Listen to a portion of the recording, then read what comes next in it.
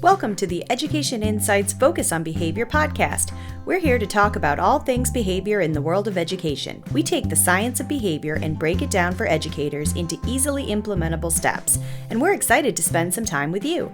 Get ready to talk through behavior, what works, what doesn't work, and how we can all improve our work in schools so we as educators can be more fulfilled and our students can be more successful. Welcome back to Education Insights Focus on Behavior. I'm your host, Dr. Selena Layden, and I'm excited to be here with my co-host today, Daniel Irwin. Hi, Daniel. Hello. And Dr. Daria Lorio Barston. Hi, Daria. Hi, everyone. Still the same person. Still go by Daria. But so excited because Daria finished her doctorate since we've last met. So we're super excited to celebrate that with her. It's true. I'm excited. I won't lie. And I'm also happy to have our producer, Emily Muse, with us. Hey, Emily. Hello, hello. All right, so let's jump in.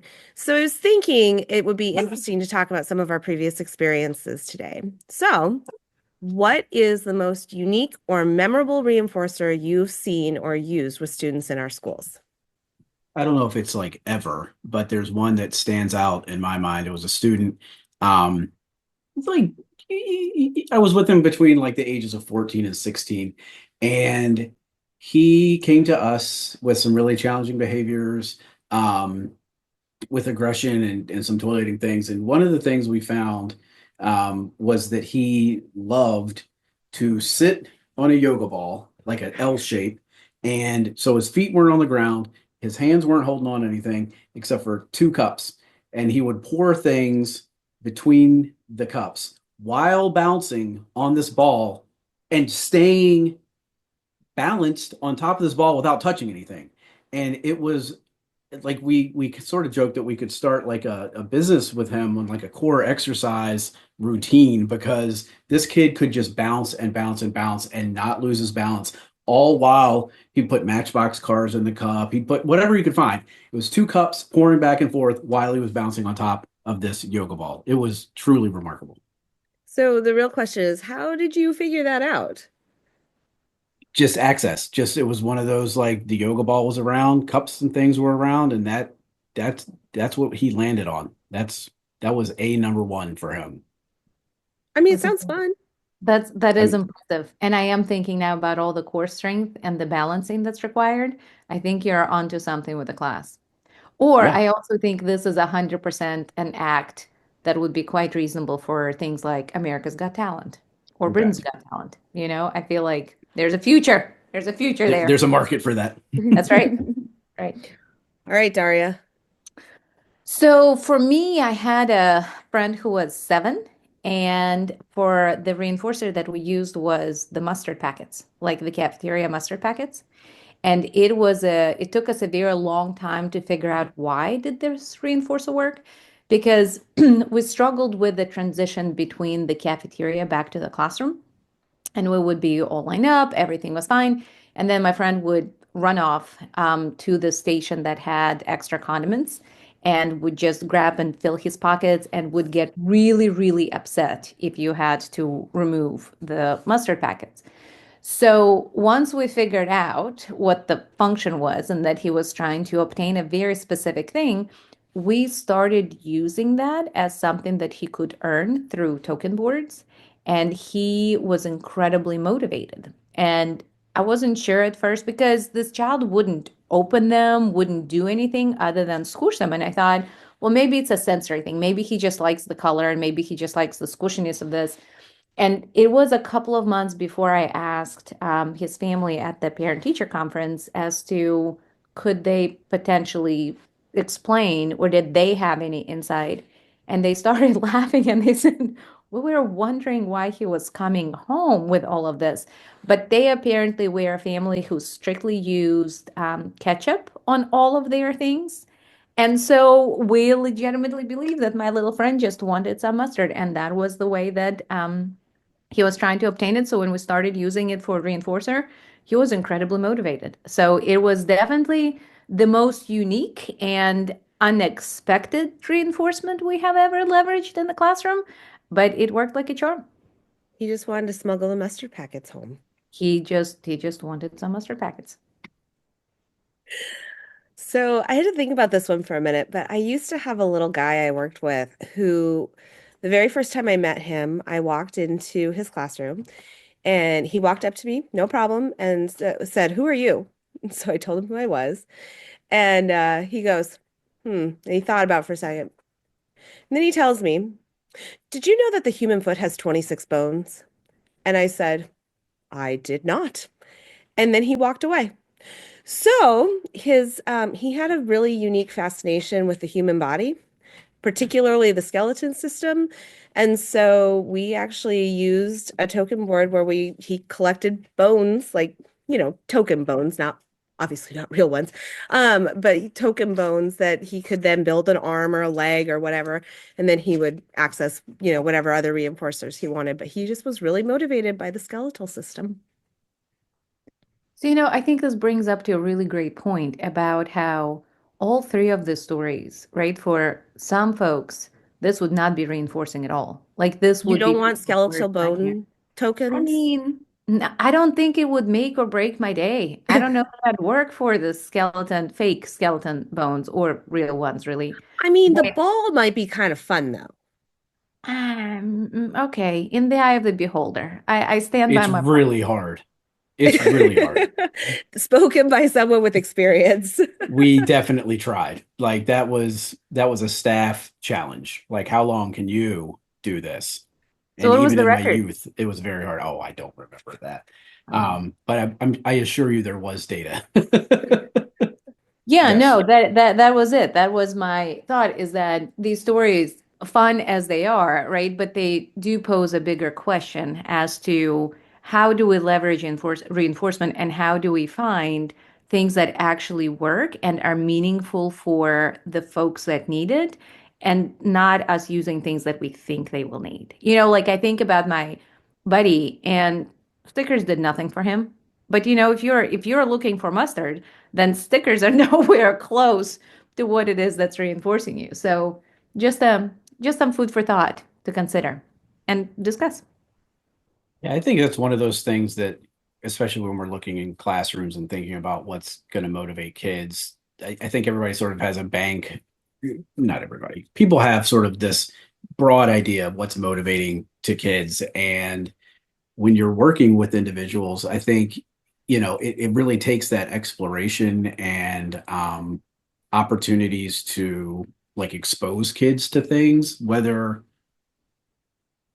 you think they're going to be reinforced or not, just having the opportunity, because I think a lot of times, especially for students, younger students or students with more significant um, disabilities or needs, that they haven't had that opportunity to be exposed to many of the things, and therefore they don't have the reinforcement history that goes along with it. And so trying to find those things and finding them in the most obscure places, I think is I've always found it reinforcing to find those things that kids are really motivated by. Like, oh, well, this is new to you, and I enjoy interacting with you in a way that's meaningful to you, right? Like that we can share this a little bit together, and we can hang out and have a great time doing the thing that's really fun for you. I also just need to go back and say, and I don't know, there's a word for this, and it's not alliteration, but there's another word for it.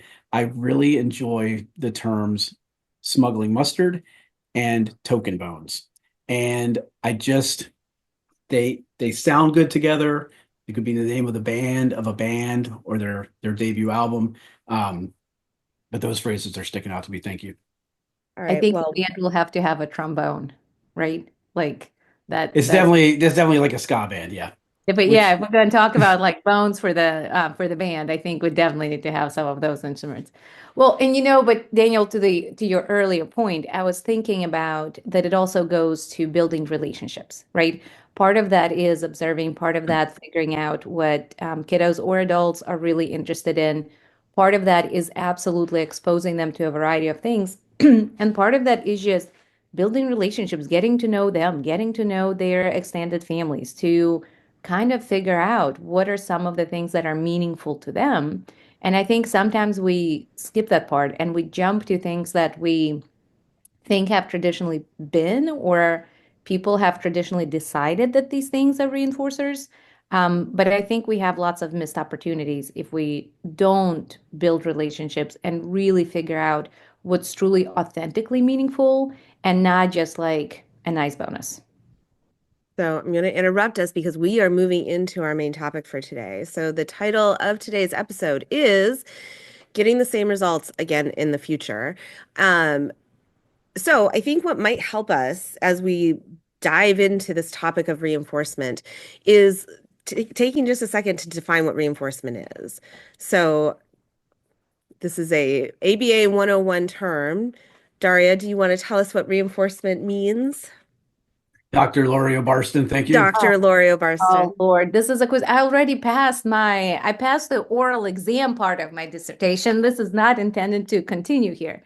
Um, So really reinforcement is anything that is likely to increase the chances of the desired behavior happening in the future under the same kind of contextual factors or under the same context.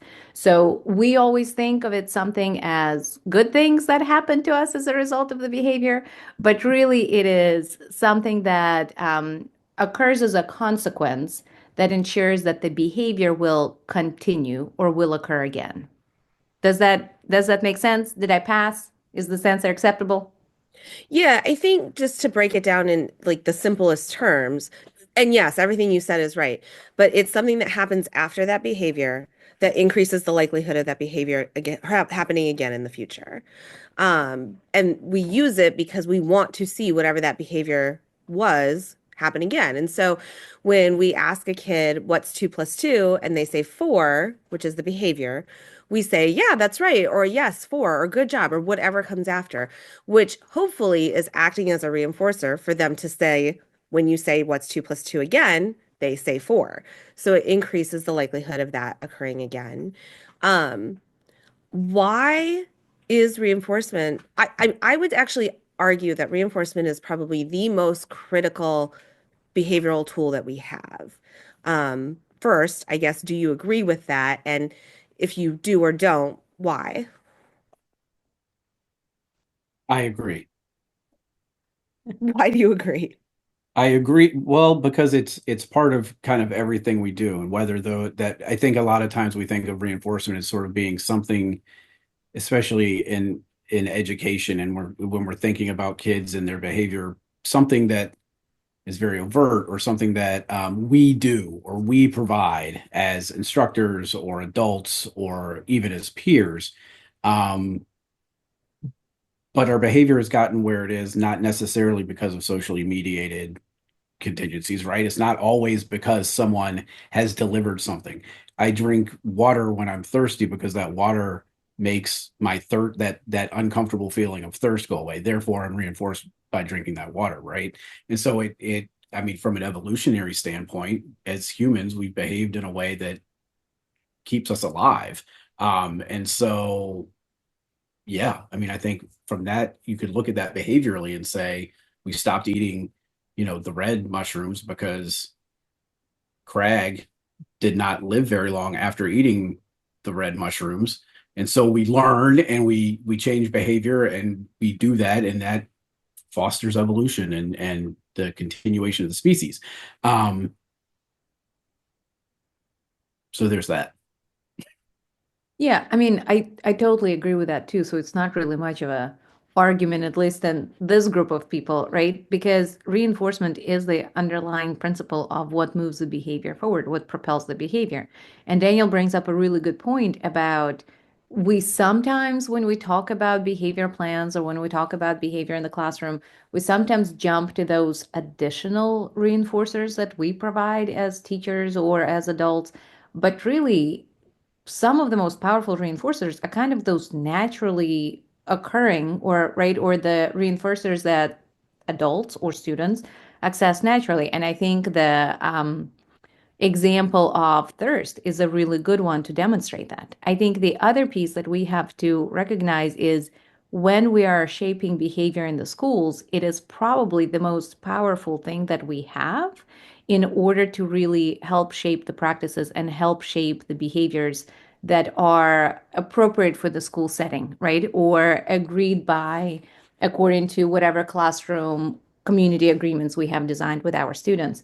So I think, Selena, that undoubtedly I would agree with you as far as making sure that reinforcement is important. And I think it also is important for people to understand kind of precisely how it works. Because I think sometimes we think we are providing reinforcement and we really aren't.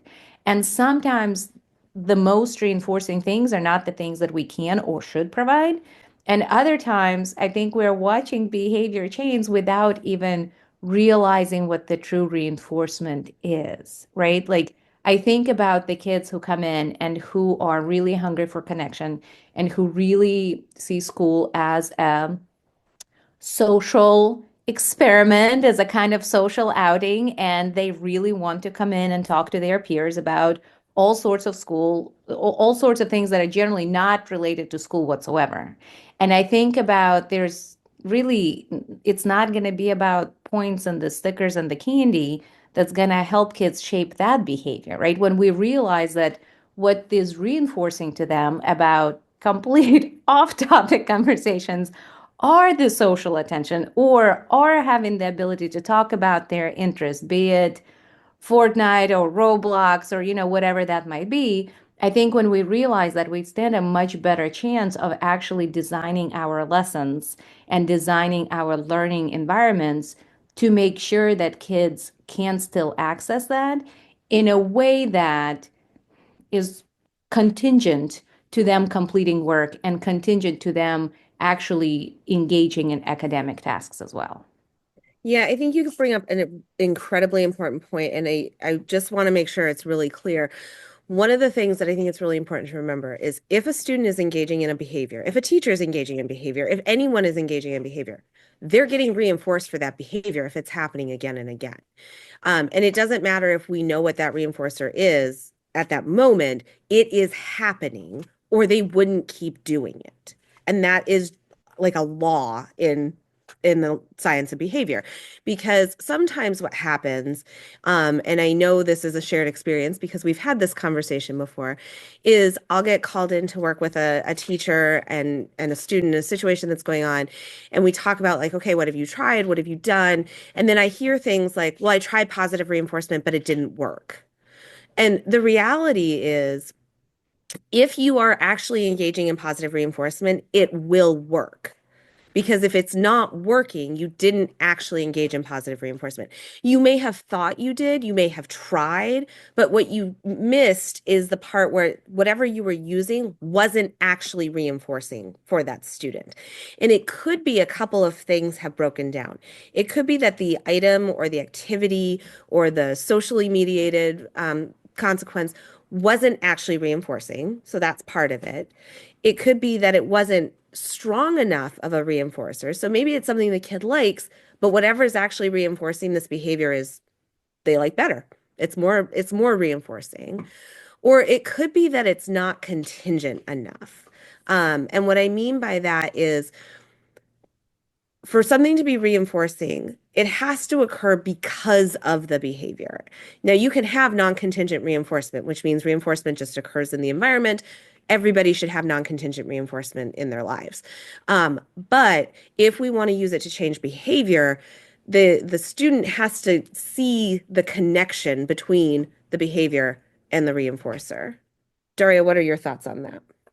So yes, Lena, I think it's really important for people to kind of understand the different intents, Mhm. what makes contingent and non-contingent reinforcement a good idea in the classroom. So when we are shaping the behavior, when we're trying to get a student to engage in something that they maybe aren't doing yet or aren't doing enough of, then absolutely it's got to be contingent, right? Like you try to start on the math problem that's a little bit tricky for you, you absolutely should get reinforcer, whether it is just behavior specific praise, whether it is you earn a token, whatever it is, right? But I think the other part that people don't always think about or struggle with is the concept of what you brought up earlier, is that everybody should also access non-contingent reinforcement. And I want to unpack that a little bit and explain that it's by providing those non-contingent reinforcements to everybody. That's how we build really strong community of learning, right? That's how we create our classrooms as spaces where kids actually want to show up in the first place. Because if I go somewhere where things are hard and lots of demands are being placed on me, and I don't get to engage in things that I would rather be engaging in, then that place better be super inviting and welcoming and inclusive and makes me want to be there, or at least makes me okay with being there and not engaging in a behavior that's going to result in my suspension, which then is going to get me to potentially access my reinforcers at home, right? And so I think sometimes we have a tendency to think about, well, my kids weren't acting in a way that I really wanted them to, so I'm not going to provide any of those non-contingent reinforcement. They didn't deserve it. But I think then we just perpetuate a really dangerous cycle in the classroom.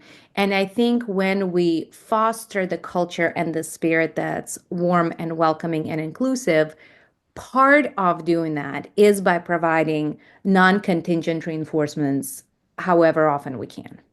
Daniel, I know you have something that you want to say, but real quick, I just want to emphasize if we withhold non-contingent reinforcement because kids weren't doing what they were supposed to be doing, it was a bad day, whatever, it's no longer non-contingent reinforcement. Now it's contingent. And so then it changes the dynamics of that. But Daniel, go ahead. I know you wanted to add to that. Well, I kind of wanted to come back to now The I've cups on the forgotten, ball but again, pouring the things on the ball. no. Well, thinking about the classroom setting, I'm just going to talk until I find the thing I wanted to talk about. Oh, I was on the internet this morning on social media, and I saw a post of someone, and I want to come back to that classroom thing, and I because I have some thoughts on that too. But this person was asking a question about a child who was responding to a certain video and like following directions through the video, but was not following directions from a person, like in real life, right? And so her question to this group on social media was like, I want to build this into my programming. And Daria, you had mentioned kind of that relationship piece and really thinking about this. And from the context, it seemed like this was a very early learner, right? Like just not a lot of imitation skills, likely not a lot of language, receptive or expressive, really just sort of some of those learning to learn, for lack of a better term, skills that it's, again, I don't know this kid. My advice to this person was to use that not as a contingent reinforcer or an opportunity to develop programming. I did air quotes on that, but really use that as an opportunity to help expand that student's reinforcers into by pairing yourself with the video, by, being a part of it, doing the actions with the student, celebrating it, building the language without sort of setting the expectation for the student so that they're starting to see this can be a social positive. This can be another avenue of reinforcement for the student when we've paired ourselves as instructors with the things that are meaningful to kids and are engaging with them in a way that's not teacher directed, that we can really sort of get in there and use visual supports and have the things available that we're pointing and we're modeling language and we're celebrating all of this. But really taking the time to genuinely interact and again offer sort of that variety or that exposure to this really positive social interaction in a way that I'm not expecting anything from you here. We're just going to build this so that as our relationship develops, some of those socially mediated things can come into play, that so that we're building an avenue towards social learning and being in a classroom and learning by watching other people, and not necessarily needing to program around reinforcement, but really thinking about how to expand that in a way that provides additional opportunities, that reinforcer repertoire continues to grow as they develop, as small humans. Well, and returning to that point, right? I think the relationships in the classroom and reinforcement really kind of go hand in hand. I think as teachers, we have to build relationships with our students. And I think our attention and us we have to become reinforcers for our students as much as we can as well. Because again, we're going to be asking them to do lots of hard things and really stretch their learning. And I don't know how to do that effectively if you don't have a strong relationship with the student. And I know that we're not going to be everybody's cup of tea. Goodness knows I'm not, right? But I think that we all have truly, I do believe that we have an ethical obligation to build relationships in a way that I can make sure that I'm the best teacher for you that I can be, right? And it's okay if my sense of humor is not your thing. It's okay if my silly games and activities aren't quite your thing. But we have to get to know the students and we have to become, my favorite term that I have read in literature has been a warm demander, right? Where it's somebody who is really warm and you know that they are in your corner and you are their greatest cheerleader and all of those things. And at the same time, be somebody who holds you accountable and who expects great things from you. And so there's this kind of push and pull between the warmth and being invested in our students and also asking them to do hard things to stretch and grow and learn the things that we need them to do.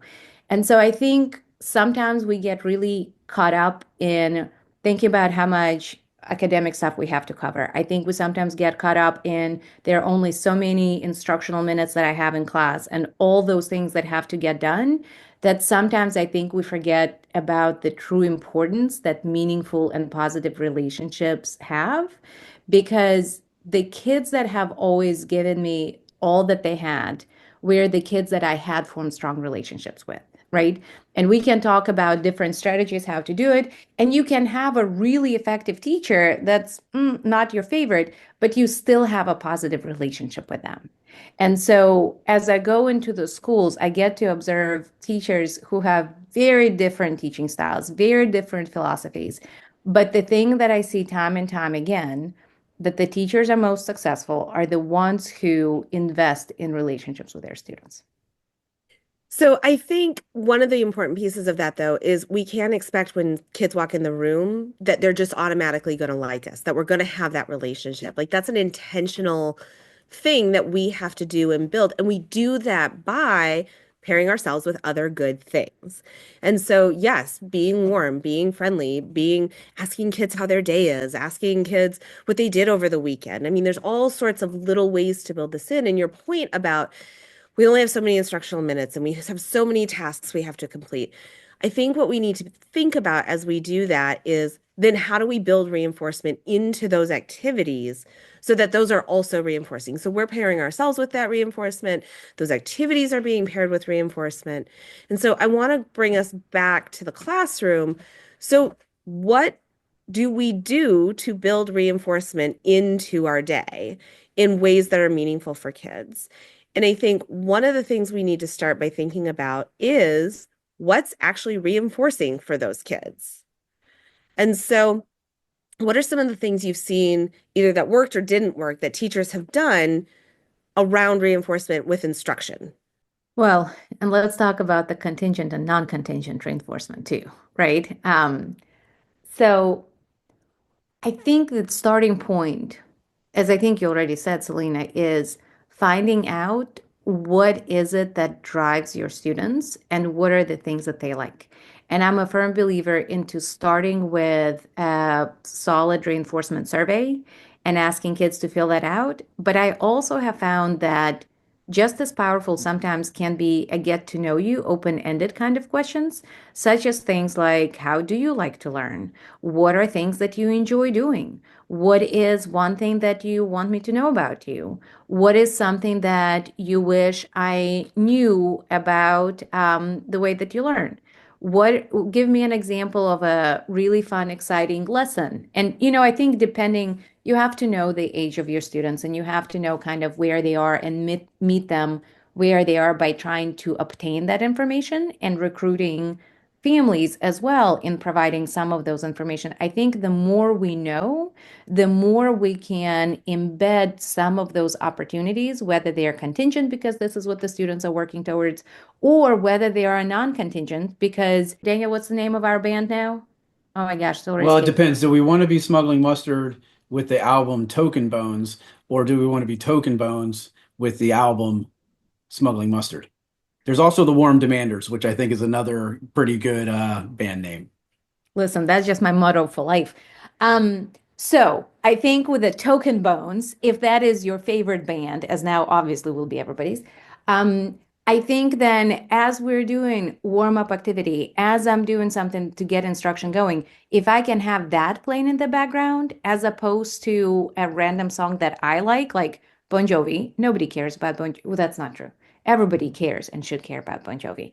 But my point is, when you utilize students' interests whenever you can, even in those little bitty natural opportunities, I think that really matters, right? I think when you have relationship with the students, when you know that many of them are seeking your attention, I think there are ways that you can leverage that and embed that in your teaching. I just watched a brilliant teacher provide a lesson in an English class in middle school. And I love the fact that while teaching the content, she then shared her personal stories with the kids, and they absolutely loved it. They hung on to every one of her words. It took her a minute and a half, maybe 2 minutes, but it really motivated the kids to kind of hang and stay with her. But again, that worked for her because those kids really have a strong attachment to that particular individual, and they always are asking her and they always want to know more about her life. So the way she embedded that, she just kept on going with the lesson and she really used that to keep their attention. So I think there are lots of different little ways and big ways that we can leverage it, but the starting point is find out what your kids like and what drives their behaviors. Yeah, and I think we have to get rid of the assumption that all kids like the computer. All kids want a break. Like those are really go-to reinforcers. And lots of kids do like the computer, and lots of kids do like to have breaks. But if we assume that that's what all kids like, that's not going to work for us for reinforcement. And that's when we hear things like, well, I tried reinforcement and it didn't work. Well, you gave the kid a break, but she didn't know what to do. She had no options. She just was allowed to not do work. Well, for some kids, they actually prefer to do the work because that's engaging and enjoying and all those things. And then they go do a break and they don't really know how to spend their time. Or, I've worked with kids who, sure, they can get on the computer, but you only get a 2-minute break on the computer. And by the time the game loads, it's time to come back to the table. And now we didn't even get to interact with the reinforcer. So I think it's really important that we think about being individualized with our reinforcers so that we're meeting kids with where they are. Go ahead, Daniel. Yeah, I just think there's a lot of room for novelty, right? Like Yeah, especially with younger kids and how things are with all presented kids, and well, really with for with sure. really maybe everybody. I mean, I Yes. think there's a lot of room for and I don't know, at least for me, it's like an appreciation of, well, this is a little different, or this is something I haven't tried before. And maybe it's not my favorite thing, but just the opportunity to try it or engage with an activity or a game or whatever it is, sometimes is reinforcement enough that it's not the actual activity. It's really does that make sense? It's sort of the novelty, the newness, the trying something that I hadn't tried before. So it's not and I say that because brakes and electronics are everywhere. And so it's hard to not, it's hard to distinguish that, right? Like you're going to go home and there's going to be a screen. You're going to get on the bus and there's going to be a screen. And so I think we have to really think about what makes the classroom unique and how can we build unique opportunities and different opportunities, for lack of a better word, into the classroom so the kids are engaged, they're kept on their toes, they're kind of wondering what can I just give a quick example. First year of COVID, my son was in third grade and his teacher made the transition like it was remarkable. And so where she was set up at her desk, there was a closet behind her.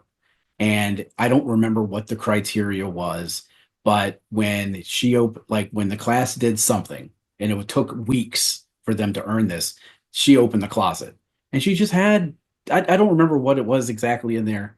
And maybe I'm crossing two stories, but I think her husband eats a really unique type of hot dog. Like it's a hot dog with peanut butter and like banana and like jalapenos on it. It was something very strange, but like they got to learn about her husband's weird hot dog. Like that was part of the reinforcement. And it was just so brilliant because it's like you're not expecting like that's not good. That's way better to me. Like that's reinforcing to me. He was telling me about it. I was like, man, that is bonkers. That hot dog is weird. And it like I would have worked for that. I would have worked for that. And so it's just that novelty and just sort of like the personalization, right? Like that's a real part of her life that she brought to the classroom that the kids were invested in. Like that's it was really cool. It was a good example of just sort of you never know what's going to stick with or work with kids. Daniel, I love it because now I have a visual thing of the mixing up of like two stories of her opening the class, like the classroom closet, and her husband being I there think that's what happened. I and think that's what talking happened. about it. I'm going to clarify with my son tonight. Please do, because if that is the case, this might be one of my most favorite stories ever. Because my goodness, the commitment not only of the teacher, but of her spouse to be willing to go along with this. And but you know what? That gets to that point about you have to know that when you have relationships, you can leverage so many things that are reinforcing. My kids used to love for me to draw on the board because they would make fun of my drawings. And we knew it was in jest, we knew it was all in good fun, right? But again, you can use that novelty, you can leverage those relationships and things that kids would not even find reinforcing anywhere outside of your classroom would be a big deal and would work in your classroom. I think back about my high school history teacher, and she gave out, if you made a great grade on your assessment, she would give out smelly stickers. And this was my senior year, friends, right? And it was amazing to see my peers and me running around like smelling the stickers and just really having bragging rights.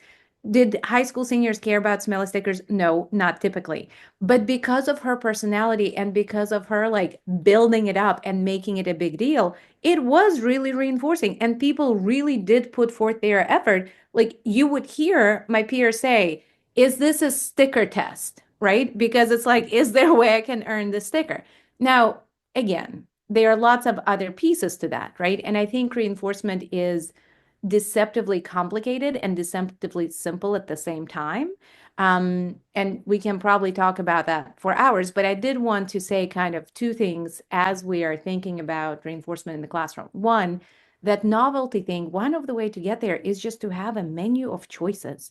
What are you working towards? What would you like now that you have hung in with me and met the demands and met all the things that we agreed upon? What is it? You know, I've been to a classroom I loved where kids had menu of choices that were visuals they could select it, and that was what they earned for a specified amount of time, right? And I think that voice and choice, anywhere we can embed it, we absolutely have to. So I think that's one thing. And two, to y'all's point earlier about staying away from the computer or technology or those kind of things, I think we also have to be mindful about, is this a reinforcer that when the student has to give it back up and transition back into the next instructional activity, is this something that's going to trigger a behavior that's not going to set them up for success in the classroom, right? And how do we navigate that and how do we plan for that? And how are we mindful about that? Because to Selena's point, if you just started doing the game and the game just loaded and your timer has gone off and you have to give it up, I would be really frustrated about that, right? And so we have to be mindful what happens and how do we use reinforcement so that we aren't the ones who are unintentionally starting a chain of really not fun behavior in the classroom.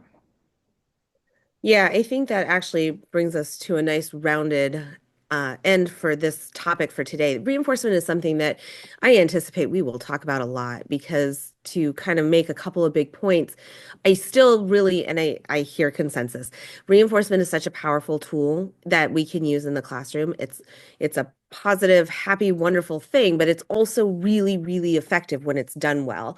And so that kind of brings us actually to our resource for the day, our unsponsored commercial. As we've talked about before, we don't get any kickback for this. There's no payment or anything. We just like to highlight resources that we find useful and helpful. And actually, today's is slightly self-serving, so I'm going to go ahead and be the resource sharer of the day.